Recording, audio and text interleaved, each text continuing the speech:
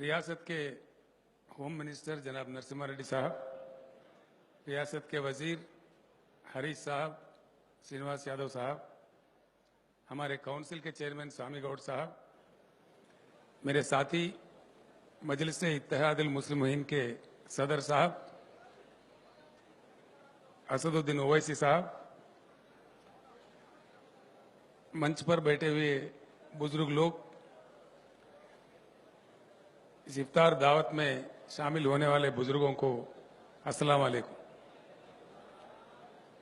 4 साल पहले जब हम अलहदा रियासत की जंग लड़ रहे थे, अल्लाह ताला से दुआ यही करते थे कि अगर हमारे जंग में नेक हो, नियत हो तो हमें कामयाबी हासिल करा दो। अल्लाह ताला का करम हुआ, तेलंगाना रियासत हमें हासिल हुआ।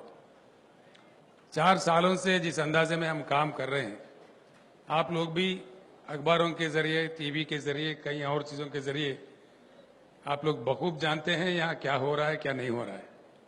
उसके बारे में मुझे कोई दोहराने की जरूरत नहीं है। अल्लाह ताला का करम है, इसीलिए हम रियासत के 19 रियासतों, देश के 19 रियासतों में कई चीजों में अव्वल दर्जा रियासत है। कई चीजों में हमारे माली हालात ठीक है, हर चीज में आगे बढ़ रहा है तेलंगाना। देश को एक अच्छा मिसाल बनते हुए आगे बढ़ रहे हैं हम लोग। इस बात की मुझे बेहद खुशी है। जहां तक अकलियतों की बहबूदी की सवाल है, आज हिंदुस्तान के हर रियासत हमारे तरफ देखता है। खास तौर पर तालीम की तरफ जो तवज्जो दिया जा रहा है, बहुत ही अच्छे अंदाजे में नतीजे मिल रहे हैं।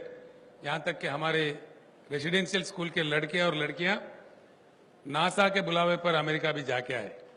तो उतने काबिल मैं हमारे खान साहब को, जो हमारे साबका डीजीपी साहब थे, और खास तौर पर आईएफएस ऑफिसर जो शफीउल्लाह साहब है, उन लोगों को मुबारकबाद पेश करता हूं। जो उनका मेहनत है कि आज अच्छी रंग ला रही है।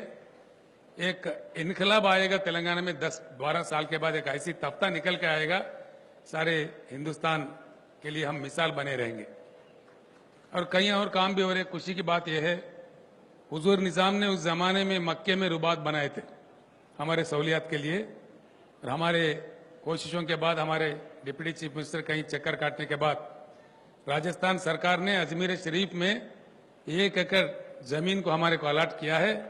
इंशाअल्लाह जल्द से जल्द मैं और असद साहब, यहाँ के तमाम लोग जाके अजमेर शरीफ में हमारे हैदराबाद के, हमारे तेलंगाना रियासत के रुबात के लिए संगे बुनियाद भी रख के आएंगे। 5 करोड़ के लागत से बड़ी अच्छी बिल्डिंग वहां बनाएंगे, जहाँ के कई लाख लोग हमारे जाते हैं वहां पे दुआ करने, दुआ मांगने। हम भी गए थे तेलंगाना रियासत मांगते। अजमेर जो गए, झोली खाली नहीं जाते, उसकी झोली भर के जाते, मन्नत मांग के आए थे। अभी फिर से जाना है, एक स्पेशल ट्रेन लेके, हमारे पूरे 31 जिले के लोगों को साथ लेके अच्छे अंदाजे में हम सारे मिलकर जाएंगे और उस प्रोग्राम को भी कामयाब बना के आएंगे। और यहाँ पे इस्लाम सेंटर बन रहा है, उसके लिए 10 एकड़ का अलाटमेंट भी हो गया। हमारे अनीसुल गुरबा नाम पे भी बड़े अच्छे अंदाज में बन रहे, कई अच्छे कदम उठाए गए।